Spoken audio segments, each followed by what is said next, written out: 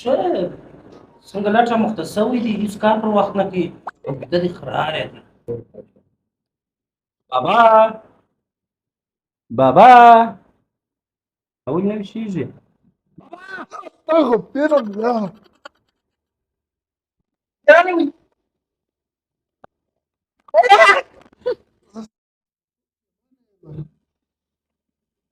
مکه راولوېده بابا چې شپې ته ته رسلین کړی دي چې شاګرد ته مې وویل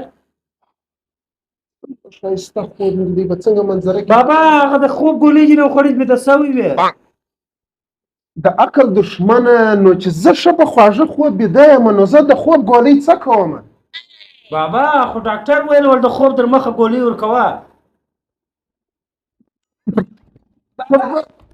وده څنګه ښایسته خوب مې لیدی افغانستان ګر د دنیا فتح کړي